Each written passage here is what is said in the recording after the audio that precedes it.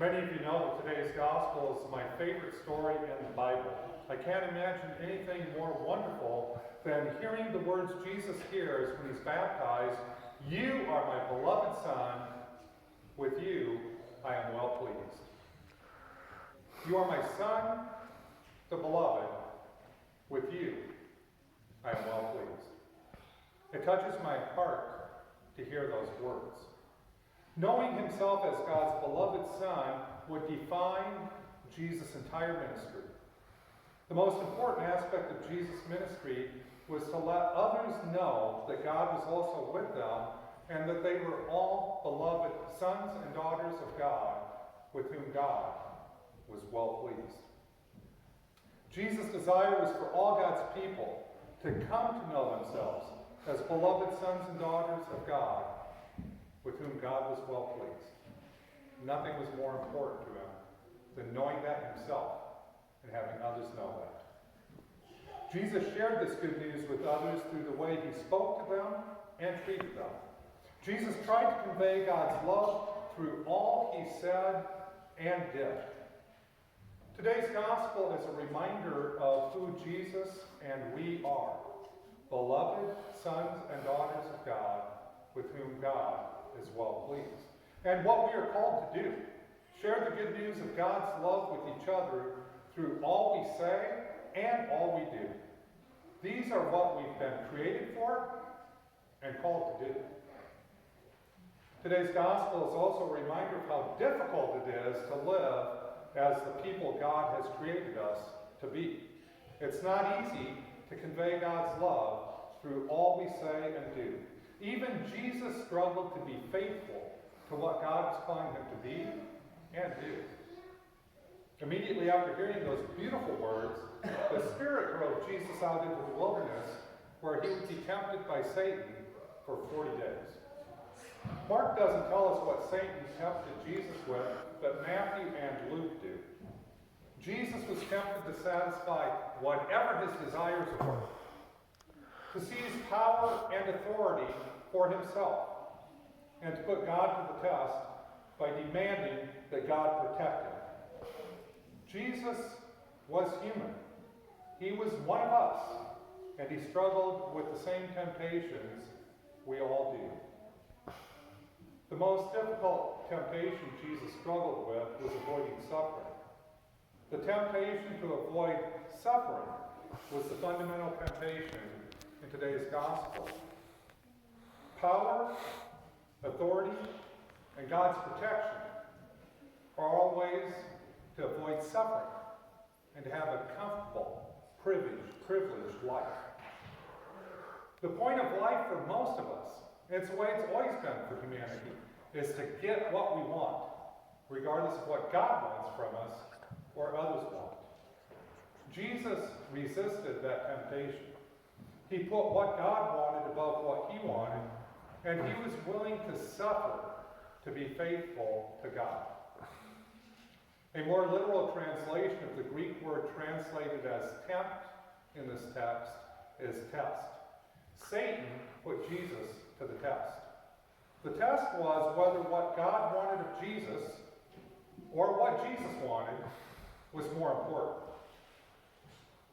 Jesus passed the test. What God wanted of him was even more important than what he wanted from God. Jesus came out of the wilderness knowing what God wanted of him, to proclaim the good news of God's love for all people through all he said and did, even when that caused him to suffer. While Jesus passed the test, Satan wasn't finished with him yet.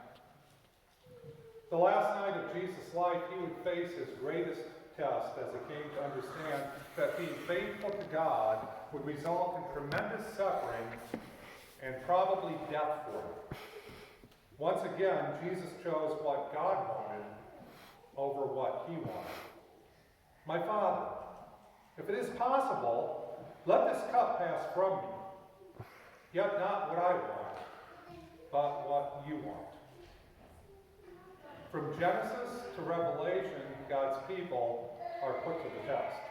The test is simple. What's more important? What God wants of us and has created us for, or what we want? Eve stands before a tree that means absolutely nothing. Adam and Eve were blessed with all they needed for joyful, abundant lives. They had everything one's heart could desire. They had it made. The tree in the center of the garden was meaningless. The fruit of the tree would add nothing to their lives. Its only purpose was to create the opportunity for Adam and Eve to demonstrate their love for God. When we love someone, we come to know what they want and try to please them through our words and actions that express our love. For love to be loved, it needs to be freely given. For love to be freely given, there needs to be a choice. The tree represented the choice to love God by obeying God and not messing with the tree. It was an opportunity to make what God wanted important, even when the tree didn't seem all that important. After all, it was just another tree in a garden full of trees.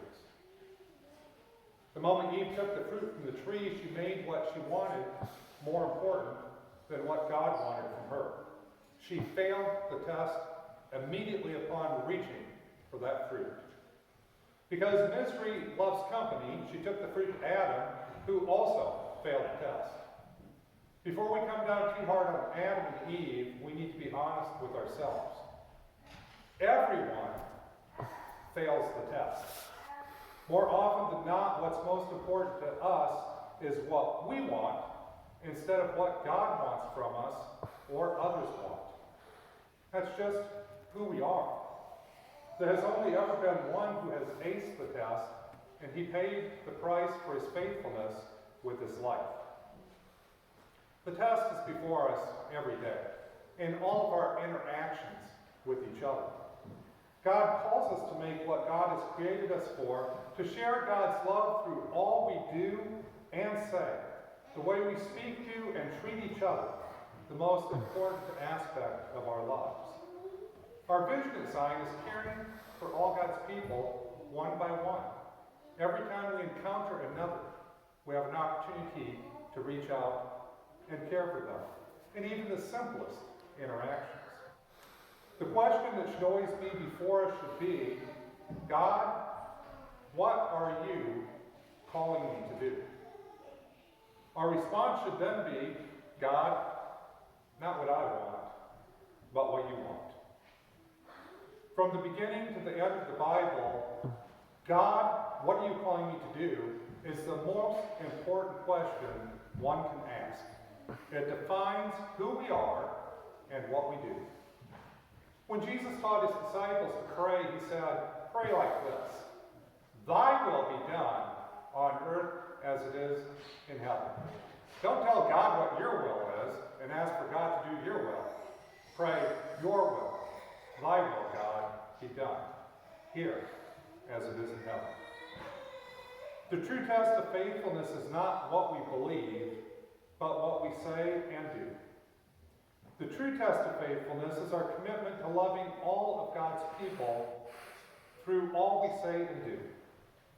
The true test of faithfulness is making what God wants of us more important than what we want of God.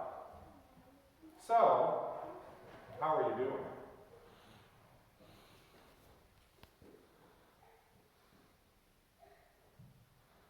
It's a pass-fail test. There are no C's. Are you passing or failing?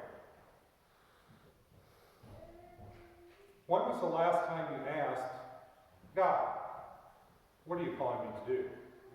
And then did it?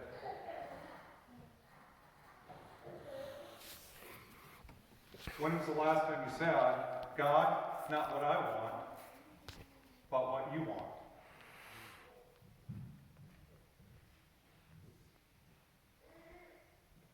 Those are important questions. 20 years ago, we created Countryside Ministry.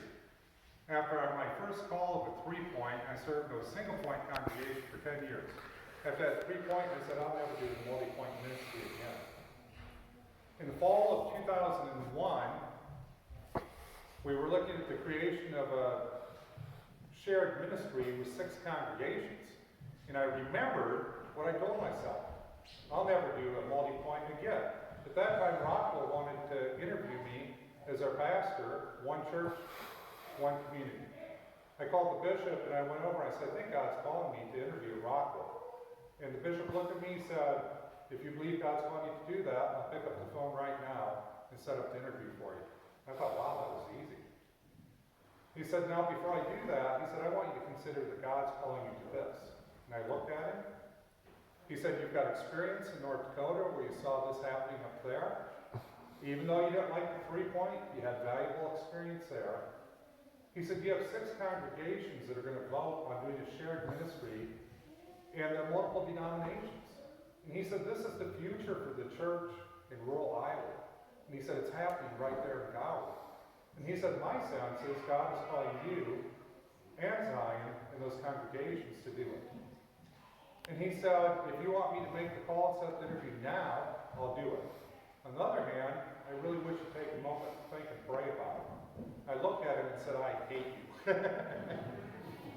I took time to think and pray about it, and while Jim Davis did not want to serve 6 congregations, after talking with friends, after looking at the situation we were in here in rural ministry, after praying about it, I thought whether I like it or not, I really do believe this is what God's calling me to do. But I had an ace up the sleeve at the time. I thought there's no way Zion's ever going to vote for this. They don't have to do a shared ministry. I thought, I can be bold about it because they're going to vote it down, and I can say, well, I was ready to do it, but Zion said no. And when the vote occurred here, my greatest fear was that it was going to be narrowly passed. And for something like this, you need to have a lot of support. And I thought to myself, I'm going to be safe, it's going to be good. If you remember back 20 years ago, at the congregational meeting we had, 95% of the people voted to create it. And so here we are. Recently, the bishop called me from Zion again and said, would you be willing to pay the parish? And I said, well, we created one 20 years ago. We've got one right now. We've been talking to the prison. And she said, wider than that. And I got the gut check right away. And it's like, I'm thinking maybe, we should just do Zion, a part-time pastor like me, and then figure out what lies down the road, is what I'm thinking. On the other hand, there's that question of, well, what's God calling us to do? So that's a question we'll be asking ourselves again when we look at this. What's God calling us to do? And who knows what God's calling us to do? The faithful thing to do is to follow God. We did that 20 years ago. We had no idea it was going to look like what it did. Looking back, it was an incredible blessing to many, many people. So we'll ask that question again. The good news today is that we are all beloved sons and daughters of God with whom God is well pleased. We have been created and called to share the good news of God's love with all people through all we do, in spite of our selfishness and brokenness. The test before us is whether that's what's most important for us, or what we want is most important. The world needs us more now than ever to place what God wants of us ahead of what we want. We live in a world that's incredibly selfish. We need examples of people who step up and say, yeah, I'd really like to do that, but my sense is I'm being called to do this. That's always been the test, and it still is. We've been created and called to love all God's people through all we say and do, as individuals, as congregations, as a human race. So what do you think? Pass or fail? Our lives, both now and eternally, depend on our choice. You are beloved children of God with whom God is well pleased. You have been created and called to love all God's people through all you say and do. You are our only hope for today and all our tomorrows. The test is always before us. Will we pass or fail? Our lives depend upon it.